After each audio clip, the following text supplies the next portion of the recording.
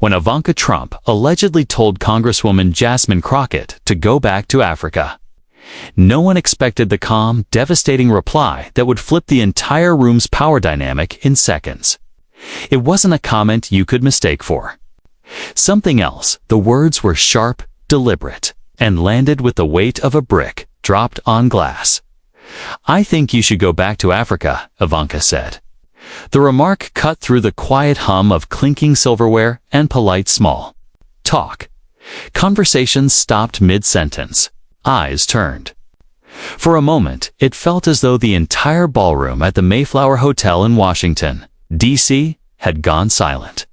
Crockett, just a few feet away, didn't flinch. Not her hands, not her face, not even the glass of sparkling water she held. She simply looked at Ivanka, her gaze steady, not angry, not cold, but focused. The air between them seemed to thicken.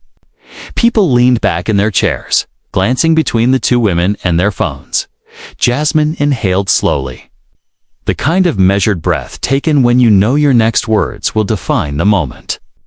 "I was born in Dallas, Texas," she began. Her voice low but steady. "My family has been here for generations.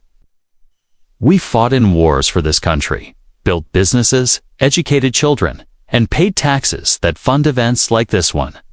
A murmur rippled through the crowd.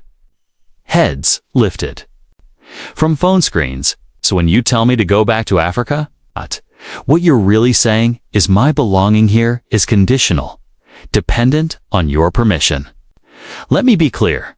This country belongs to me just as much as it belongs to you. Maybe even more." Phones began recording. Ivanka said nothing, sipping her champagne, her expression neutral, but her eyes shifting briefly toward a group of political donors. "The irony, Miss Trump," Crockett continued, "is that your family's American story is only a few generations old. Mine. We've been here since before your grandfather set foot on Ellis Island. And unlike him, my ancestors didn't come here looking for opportunity. They were brought here in chains." The weight of the sentence hung heavy. Someone coughed. A man in a tuxedo shifted uncomfortably. Crockett pressed on. "You can try to diminish me with a comment like that, but all you've done is prove my point about the coded racism in our politics. About how some people still believe they get to decide who is American enough. And now you've given that belief a face." Her voice was calm but surgical, the tone of someone who knows the argument is already won. The applause began hesitantly, then grew until the entire ballroom echoed with it. Ka managed a tight smile, nodded, and sipped her drink. She didn't respond. She didn't have to. Crockett had taken the stage and the wind in a matter of hours. Those phone recordings would leave the ballroom and explode online. The conversation would grow far beyond one awkward exchange at a political dinner. The Mayflower's crystal-lit elegance that night had been more than just a core. It was a stage for power, influence, and unspoken deals. Senators, tech billionaires, retired generals and media moguls mingled, knowing the real conversations happened off-camera. Jasmine Crockett was there for a reason. So was Ivanka. But only one of them left that night with the room and the narrative firmly in her hands. Jasmine Crockett was still very much a player in the game, and the ballroom's seating chart said as much. Her table sat just a few rows from the podium, giving her a commanding view of nearly every conversation in the room. Ivanka Trump's table, only 3 away, was surrounded by some of the night's biggest corporate donors, the kind of people whose checks could tilt a campaign. Their collision wasn't chance. Okay, hold on. In a place like this, nothing was around them. The air buzzed with the standard Washington mix, talk of inflation, whispers about the next open Senate seat in Pennsylvania, murmurs over Supreme Court rulings. But beneath it all was the unspoken truth.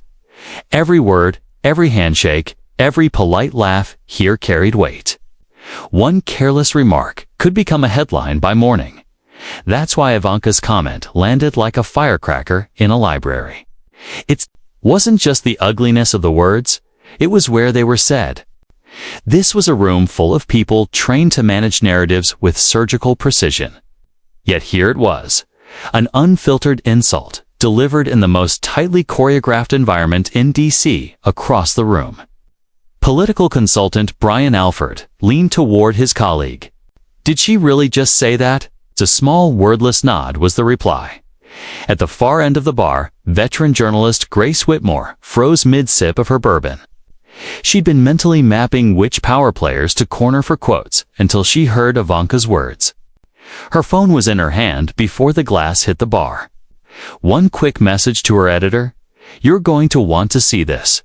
Even the waitstaff felt the shift.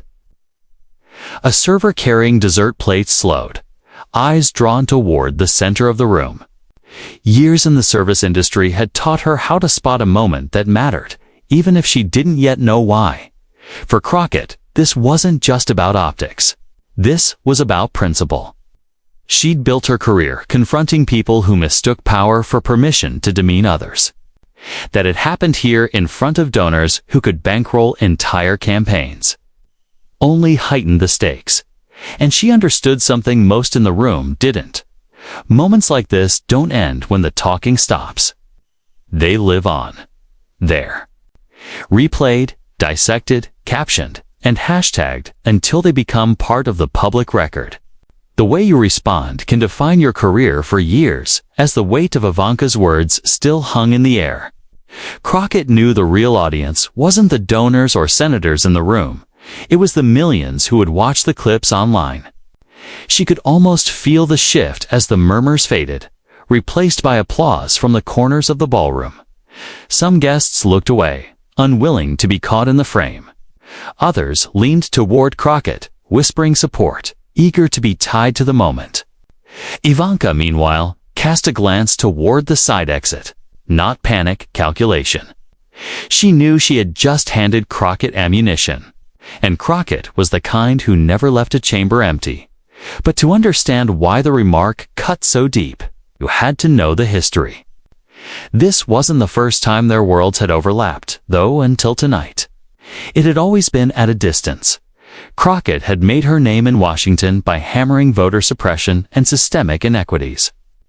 Her style sharp but deliberate. The kind that left opponents scrambling for a rebuttal that never quite came. That precision made her a rising favorite on political talk shows and a growing force in activist circles. Ivanka, in contrast, had spent her post-White House years rebranding, attending select conferences, dabbling in philanthropy, steering clear of partisan barbs. But Crockett's critiques of the Trump administration had cut uncomfortably close. Their first real intersection came 2 years earlier, during a televised roundtable on economic development. Crockett was there to talk about job programs in underserved communities. Ivanka appeared via video, touting her own workforce initiatives from her father's presidency. The exchange was polite until Crockett closed with a line that would go viral. Workforce programs mean nothing if the people creating them don't understand the communities they're serving. It wasn't aimed directly at Ivanka. But the internet decided otherwise. Within hours, clips of the exchange were all over social media, with headlines like "Crockett's subtle swipe at Ivanka Trump lights up the internet." Ivanka never responded publicly, but insiders said she was far from pleased. Over the following year, Crockett's speeches and interviews often touched on political dynasties profiting off the struggles of working people. She never mentioned Ivanka by name, but the implication was hard to miss. In Washington, where reading between the lines is a sport, everyone knew exactly who she meant. Ivanka's irritation reportedly deepened after Crockett spoke at a civil rights rally in Philadelphia about how wealth and privilege often act as gatekeepers to democracy. Cameras caught her shaking hands with senators, civil rights leaders, and even business executives who had once aligned themselves with the Trumps. The message to Ivanka was unmistakable. Crockett wasn't just talking. Policy, she was building alliances capable of challenging her family's influence. Then came the op-ed. 6 months before a high-profile dinner, Crockett published a piece in the Washington Post criticizing the selective patriotism of certain political figures. "It's easy to love America when it serves your interests," she wrote. "It's harder and far more meaningful to love it enough to fight for those it leaves behind." While no names were mentioned, the examples she gave were unmistakably linked to Ivanka's White House initiatives. Those close to Ivanka said she saw it as a deliberate provocation. Up until the night of that dinner at the Mayflower, the tension had stayed in the realm of speeches, op-eds, and indirect jabs. A face-to-face confrontation had never happened. Crockett hadn't even planned to interact with Ivanka. Her seat was assigned long before the guest list was finalized, and she was there to speak briefly about election integrity reforms in states like Arizona and Ohio. Ivanka's attendance wasn't confirmed until 2 days before, but when dessert was served, Crockett left her table to greet a donor she'd been hoping to meet for months. Crossing the floor, she turned, and there was Ivanka. Polite smiles, careful tones. Both women knew exactly who they were speaking to, though neither acknowledged it. "You've been busy," Ivanka said, her voice warm enough to sound cordial, but edged with something sharper. "Busy is good," Crockett replied evenly, "especially when there's so much to be done." They moved quickly into talk of voting rights legislation, state-level reforms, and the widening gap between federal protections and local enforcement. Crockett spoke plainly, without raising her voice or showing irritation, but her precision left little space for evasions. Witnesses said Ivanka's smile began to tighten, her answers shorter, as Crockett pressed her on how certain federal rollbacks had disproportionately hurt minority voters. Voting rights legislation is one of those things people like to talk about in theory, Ivanka began, but reforms have to work for everyone, not just one group. They should work for everyone, Crockett answered.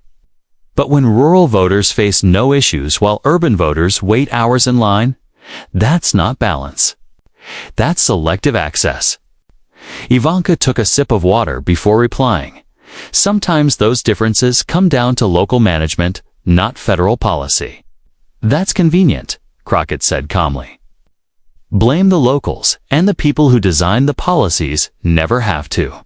Take responsibility. The conversation might have ended there, two women with opposing views parting politely if Crockett hadn't leaned in slightly. Not aggressive, but deliberate. I've walked through polling stations in Detroit, Phoenix, Dallas. I've seen the pattern. Fewer machines, longer waits, overworked poll workers. The people most affected are black and brown voters. Ivanka's smile thinned. The polite small talk was over. You make it sound like there's some grand conspiracy. Not a conspiracy, Crockett replied. Just the same results happening again and again when the people writing the rules aren't the ones standing in those lines. At a nearby table, a pair of donors stopped mid-sentence. One, in a tailored navy suit, subtly shifted his chair for a better view. His phone now resting screen up on the table. Ivanka's voice cooled a shade. You know, there's a difference between fighting for your community and constantly framing yourself as its only voice. I've never claimed to be the only voice, Crockett said evenly, but I won't apologize for being one of the loud ones. Silence doesn't get polling stations opened earlier. It doesn't clean up voter rolls fairly, and it doesn't stop certain politicians from deciding who gets to participate in democracy and who doesn't. The pause that followed was brief, but the air between them shifted. This was no longer polite disagreement. It was personal. Ivanka's eyes flickered toward a man in a dark blazer, longtime family associate, before returning to Crockett. I think, she said slowly, that maybe if you're so unhappy with how this country works, you might want to go back to Africa. The words landed like lead. They didn't echo, they didn't need to. Every person within earshot heard them. The donor with the phone tapped record. A woman behind Crockett covered her mouth, eyes wide, Crockett blinked once. Say that again? Ivanka didn't. She simply held her gaze. A faint smile fixed in place. That's when Crockett's voice, low and measured, cut through the heavy silence. You think my citizenship is optional? That it's some kind of trial period? My family has been in this country for over 200 years. We fought in wars long before your father was in the White House, long before your grandfather set foot here. So the next time you think about telling someone where they should go, you might want to remember where you came from. Her tone never wavered, but the message was unmistakably a dismantling. From another table, a state representative from Ohio leaned to his dinner partner and whispered, "She just ended her." Ivanka didn't respond, didn't shift her posture, didn't even try to pivot the conversation. She turned toward another guest, as if the exchange were nothing more than an interruption. But it wasn't. The cameras were rolling. The story had just been written in real time. The weight of Ivanka's remark was still sinking in when the room began to react, conversations halting, eyes darting between the two women. Some reactions were subtle, a raised brow, a clenched jaw, but others were harder to hide. A donor at the bar murmured, "That's going to be a problem." Crockett stayed perfectly still, her eyes on Ivanka, not in a stare down, but as if measuring the comment for what it truly was. Then she spoke again, clearly enough for half the room to hear. "I want to make sure I heard you right, because if I did, what you just said isn't just wrong. It's exactly what's wrong with the way too many people in positions of privilege think about belonging in this country. My family has been American for centuries. We didn't buy our way into this country. We didn't arrive on luxury liners with trust funds waiting for us. We were dragged here stripped of our names, our languages, and our freedoms. And still, generation after generation, we fought to make this country better, often for people who never wanted us here in the first place." By now, the room had stopped pretending not to listen. Forks lay still on plates, heads turned toward her. "You say something like that to me?" Crockett continued, "And it's not just an insult to me. It's a dismissal of every black soldier who fought under this flag, every black teacher who's taught America's children, every voter who stood in line for hours because their precinct had half the resources of the one across town." A murmur rolled through the crowd, but no one interrupted. "Here's the truth," she said, her voice sharpening. "Telling someone to go back isn't patriotism, it's fear. Fear that the people you've ignored, underestimated, and tried to silence are not only still here, but thriving, succeeding, refusing to be quiet. So if my being here is a problem for you, get used to it. I'm not going anywhere." Applause started slowly, as it had before, one or two pairs of hands in the middle of the room, but this time it swelled quickly, echoing through the ballroom. Some guests stood, others clapped from their seats. Ivanka's reaction was measured. No arrow, no smirk, just a small, polite smile, the kind that could be read as graciousness or calculated control. She lifted her glass slightly, as if acknowledging applause she knew wasn't for her. Across the room, journalist Grace Whitmore kept her phone low, recording. She knew this was the moment that would dominate the evening news, if handled right. Conversations resumed, but they were quieter now. Guests who had been relaxed moments earlier were suddenly calculating what their presence in this room might mean when the footage went public. Crockett returned to her seat, receiving quiet handshakes and brief words of praise. No one needed to say it out loud. Everyone knew what had just happened. A high-profile figure had crossed a line, and her target had not only answered, but risen above. Her composure was part of the power. No raised voice, no flash of tempers. Precision. She didn't speak only to Ivanka. She spoke to the entire room. To the servers moving silently between tables. To the lobbyists leaning back in their chairs. To the donors sipping wine. And, perhaps most importantly, to the cameras in people's pockets, knowing her real audience would be watching later from couches, subway cars, and office desks across the country. My great-grandfather, she said, wore the uniform of the United States Army in World War II. He fought in Europe at a time when he couldn't even sit at a lunch counter back home. My grandmother picked cotton in Texas as a girl, then put herself through nursing school. My father served as a firefighter for 30 years. Don't you tell me or anyone like me that we don't belong here. We've earned this place 10 times over. Your family's American story began just decades ago. Mine began before this country even recognized people who looked like me as citizens. I am not a guest here. I am part of this nation's foundation. Her voice was calm, but there was steel underneath. Several guests leaned forward, caught in the rhythm of her words. The thing about telling someone to go back is that it's meant to make them feel small, to trap them in an imaginary boundary. You think they shouldn't cross, but here's the truth. That boundary exists only in your mind. And the people you want to keep inside that imaginary boundary are the same ones who've been repairing what others have been tearing down for generations. A ripple moved through the room, not loud enough to drown her out, but enough to register. Crockett didn't pause. This isn't about hurt feelings, she said. It's about the danger in believing that citizenship or belonging is something you get to grant, or take away. The United States belongs to every citizen equally. Whether their family arrived on a ship in 1902, crossed a border in 1975, or was brought here in chains in 1619, no exceptions. The applause came again, stronger this time. She gave no triumphant grin, just a small nod. Then fixed her gaze back on Ivanka. I could be angry about what you said, she continued. But anger would give it more weight than it deserves. Instead, I'll do what I always do, turn it into fuel. Because comments like yours are why I ran for office.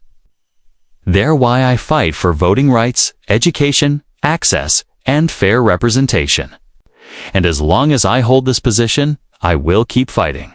That's my promise, not just to you, but to everyone watching right now. The phrase landed like a quiet warning. Everyone understood this moment wouldn't stay in that ballroom. It was already slipping out via texts, tweets, and video clips. Ivanka's face didn't change, but the stillness in her posture said enough. She glanced at her champagne, then back up. Well, she said lightly, I see you feel strongly about this. Crockett didn't miss a beat. I feel strongly about justice. That was the pivot, taking a personal insult and framing it around a universal value. It was the kind of move politicians spend years perfecting. At one table, a man in a gray suit leaned toward his wife. She just owned that moment completely. His wife nodded, eyes locked on Crockett. The exchange ended, but the air in the room stayed charged. The fundraiser carried on speeches, pledges, polite laughter, but every conversation bent back toward that moment. Details were already being reshaped into the versions people would repeat later. It wasn't just the guests who dissected. Recordings were already headed out into the world. The string quartet played on, but few were listening. They were replaying Crockett's words instead. Some guests forced small talk, but the mood had shifted, smiles replaced by side glances and quick whispers near the back. Lobbyist Gregory Pike murmured to a Nevada state senator, that was a masterclass, calm, factual, lethal. The senator hummed in agreement, eyes drifting toward Crockett's table by the dessert buffet. Two congressional aides huddled over their phones. Marissa, sharp-tongued and quick-thinking, shook her head. She didn't even blink. You can't teach that. Across the room, journalists moved fast. Grace Whitmore had already sent a 30-second clip to her editor, knowing it would hit the newsroom as breaking content. A political columnist was scribbling a lead only he could read. For the donors, the true power in the room, this wasn't just theater. It was calculation. Publicly siding with Crockett could strengthen ties to progressive causes. Staying silent could keep Trump allies happy. Choosing wrong could cost millions in influence. So they watched quietly, weighing every move. But their faces' tight jaws, fixed stares gave away more than they realized. A man at one table jabbed absent-mindedly at a half-eaten slice of cheesecake, as if avoiding eye contact might erase the entire exchange. Across the room, a woman in a deep green dress allowed herself the faintest smile when Crockett's remarks were brought up at her own table. Crockett sat as though the moment had never happened. She accepted a glass of water from a passing server, thanked him softly, and leaned in to chat with a colleague at her left. The tone was light, almost casual, but every so often her gaze swept the room, noting who was watching her and who suddenly found the tablecloth fascinating. Ivanka's table looked like a portrait of composure. Straight shoulders, polite smile, measured voice. But for those watching closely, the cracks were there quick. Tight squeeze of her wineglass stem, a slight hesitation before answering a question. Not panic, but not comfort either. A well-known Florida donor leaned in to whisper something. Ivanka's lips curved into a faint smile, but her eyes didn't follow. Around them, phones stayed out, this time more discreetly. Aides were texting updates to their bosses. Journalists were typing fast. Somewhere in the room, the first tweets were already being drafted. Everyone knew the exchange had legs. By tomorrow, it would be on op-eds, panel discussions, and cable news. And depending on how the clips were cut, either woman could emerge the victor. But Crockett's calm, principled delivery had made her almost immune to attack without looking petty. She hadn't raised her voice, hadn't lobbed insults, just history, principle, and patriotism. Even critics would have to admit she'd been flawless. That, a veteran strategist murmured to his dinner partner, is how you turn an attack into a platform. She just made herself the headline. Across the room, the Nevada senator took a sip of wine and said dryly, and Ivanka gift-wrapped it for her. As the evening wound down, guests began their polite goodbyes. Some made a point of shaking Crockett's hand, thanking her quietly. Others avoided her entirely, heading straight for the exit. Ivanka had her own line of well-wishers, though their smiles carried more calculation than warmth. The final speaker closed with the usual remarks about shared values and continuing the fight. But by then, everyone knew the real story had already happened, and it was already escaping the room before the last guests reached the Mayflower Hotel valet line. The first clips were racing across social media. The grainy first video was unmistakable. Ivanka's voice delivering the line, "Go back to Africa," followed by Crockett's.com deliberate rebuttal. Just 40 seconds long, it was enough to light the fuse. Within minutes, a second angle surfaced, this time showing the gasps, the frozen expressions, the subtle flashes of camera lights. By midnight, Jasmine Crockett was trending nationwide. Hashtags multiplied. Hashtag Crockett clap back. Hashtag go back where. Hashtag Liberty Dinner Leak. Cable news pounced. On MSNBC, a late-night anchor interrupted coverage of international trade to air the footage, calling it one of the most striking exchanges between a sitting member of Congress and a Trump family member in years. CNN rolled both angles side by side, breaking down every glance and pause like it was game day footage. Fox News took another route, leading with out-of-context clip sparks online frenzy. What really happened at the Liberty Foundation dinner? But by then, the truth was obvious. The moment had already escaped their spin. The attack on Ivanka Trump was politically charged. But what the mainstream media covered was only part of the story. On TikTok, creators moved fast, adding captions, reaction videos, and split-screen comparisons of Jasmine Crockett's remarks with her past speeches on voting rights. Some edits came with dramatic music, turning the exchange into a mini-political epic. Others went for humor, looping Ivanka's comment again and again, followed by clips of people saying, "Try again," or wrong answer. The effect on Crockett's profile was instant. Within hours, her Twitter following jumped by 50,000. Instagram screenshots of her quotes pulled in hundreds of thousands of likes. Her staff's inbox filled with interview requests from The Washington Post, The Atlantic, and multiple late-night talk shows. Inside her D.C. townhouse, Crockett's team gathered in the living room around a laptop. Malika, her communications director, was already drafting a short, measured statement. "We stick to the facts," she said firmly. "No extra punches, just a reminder of what was said and why it matters." Crockett nodded. "I want the clip to speak for itself. If we overplay it, we look like we're milking it. If we underplay it, we miss the chance to call out what this is." Crosstown, Ivanka's team was in scramble mode. A late-night conference call stretched into the early morning. Should they issue a denial? Claim the comment was taken out of context? Stay silent and hope it blew over? The group couldn't agree. Some urged a quick, apologetic clarification. Others warned that any acknowledgement would validate the clip. By dawn, the story was everywhere. Morning shows replayed the footage, bringing on legal analysts, historians, and former politicians. Some framed Crockett as a model of grace under pressure. Others saw it as another sign of America's deep political divisions. The clip even made it into a Philadelphia high school civics class, sparking debate about free speech, patriotism, and the duties of public figures. In Phoenix, a radio station devoted an entire hour to listener call-ins, most praising Crockett's composure. By day's end, her office had 300 new voicemails from constituents, many supportive. One from an elderly veteran in Ohio stood out. "I fought for this country too. I've been told the same thing you were told last night. Thank you for standing up without losing your cool." International outlets picked it up too. BBC ran the headline, "U.S. Congresswoman responds to racist remark with viral speech." Al Jazeera placed it in their world news section, highlighting it as a moment when political rhetoric crossed into personal territory.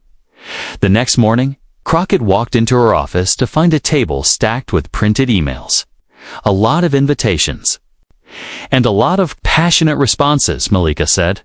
Crockett skimmed the top one before looking up.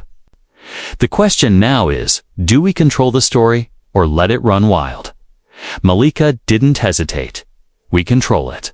Starting today." Meanwhile, in Palm Beach, the Trump camp had gone into full crisis mode before sunrise. Ivanka's top advisors, PR staff, and trusted allies crowded into a glass-walled conference room. Every screen showed Crockett's name climbing higher in trending searches. Ivanka sat at the head of the table, outwardly composed but with a tightness in her jaw. Brent Farlow, her communications director, clicked through slides of social metrics and polling. "Here's the reality," he said, pointing to a chart that spiked like a mountain peak. Overnight, Crockett's favorability is up 9 points with independents. 9 points in less than 12 hours. "And our numbers?" Ivanka asked. "Flat with the base. Down to points with swing voters and trending down." Her chief of staff, Lauren Chiswick, outlined 2 options. Issue a statement claiming the remark was taken out of context, focus on political philosophy, not race. Stay silent, let the news cycle pass, and hope Crockett overplays her hand. Veteran strategist Tom Severs warned that ignoring it made them look unable to defend themselves. Lauren countered that speaking up would fuel another round of coverage. After 20 tense minutes of back and forth, Ivanka finally raised her hand. The room fell silent. "If I said it was about political philosophy, would anyone believe me?" Brent's silence said everything. "Then we pivot," Ivanka said. "Unity, shared values. Working together despite differences. We frame it as a misunderstanding without repeating the words, and we do it in my voice, not a press release. A sit-down interview, controlled setting, one network." Tom frowned. And which one's going to handle that gently right now? I'll make a few calls, Ivanka replied flatly. Across town, Crockett's team had a different plan. Malika scrolled through top interview requests. Good Morning America, The View, NPR's All Things Considered. We pick 3, she told the group. 1 national morning show, 1 evening cable slot, 1 radio or podcast. We don't saturate every appearance counts. I'm not milking it for headlines, Crockett agreed. But I am framing it for what it is, proof that prejudice, even dressed in polite company, still shapes who's seen as belonging in America. Talking points were locked down. No long lectures, no tangents, just history, shared values. And why representation matters. While Crockett prepped, Ivanka's team worked the phones. Allies were urged, some gently, others firmly, to post about respecting different viewpoints and focusing on what unites us. A few complied with vague statements. Others stayed quiet, unwilling to be dragged in. One media-savvy friend suggested releasing a photo from the dinner showing the 2 women smiling. The PR team called the event photographer. No such photo existed, only images of them speaking intently or standing apart by day's end. Ivanka had booked a prime-time slot with a sympathetic host, planning to highlight her philanthropic work. Slip in a few comments about misunderstandings in the social media age, and avoid repeating the remark. But timing wasn't on her side. Crockett's Good Morning America interview would air hours before Ivanka's, and in politics, the first framing often wins. The next morning, Crockett walked into the studio already the focus of a national conversation. I'm not here to relive a single comment, she began. I'm here to talk about what that comment represents and why it still happens in 2025. Her voice was calm, but carried weight. She spoke of Black Americans told subtly or bluntly that they didn't belong. She recalled her own family's service and leadership as part of America's fabric. She reminded viewers that prejudice doesn't always shout. It can whisper over champagne in a ballroom. When asked if Ivanka's words were intentional, Crockett refused the bait. I can't speak to what's in someone else's heart, but I can speak to the impact. Comments like that tell millions their Americanness is conditional. That's never acceptable. Social media lit up instantly. People praised her focus, her refusal to get personal, her bigger picture framing. Clips went viral. The contrast with Ivanka's closed-door PR maneuvering was stark. That afternoon, Crockett released a short video. If you've ever been told you don't belong here, hear me clearly. You do. Your contributions matter. Your voice matters. And no one takes that from you, not with a comment, not with a policy, not with anything. It went beyond politics, shared by athletes, musicians, teachers, pastors. For once, the internet wasn't amplifying outrage but inclusion. That evening, Ivanka's interview aired. Warm lighting, gentle questions. She spoke about charity work and miscommunications, but the public had already chosen their narrative and it wasn't hers. In the weeks after, Crockett's profile soared. She was invited to keynote conferences, give commencement addresses, and join Sunday political panels once closed to newcomers. Donations poured in nationwide, but her most treasured feedback came from ordinary people. A letter from a retired nurse in Oklahoma, a drawing from a middle schooler in Oregon showing her at a podium, a voicemail from a grandfather in Alabama. Thank you for showing my granddaughter what strength looks like. Asked later how she'd stayed so composed, Crockett said, "It wasn't about me. I was thinking about everyone who's heard those words before. I wanted them to see you can answer without lowering yourself. Strength," she said, "isn't always volume, it's control. Dignity under pressure can speak louder than outrage. Sometimes the best response to an insult is to turn it into a mirror so clear that no one can look away." A month later, Closing her Boston keynote, she left the audience with a challenge. When someone draws a line meant to exclude you, you have two choices. Step back and let it stand, or stand on it and make it your platform. I know my choice every time. The applause was sustained, electric. People left ready to carry the message forward. If you've ever been told you don't belong, remember your words can outlast their insult. And once you've shown your dignity, no one can take it back.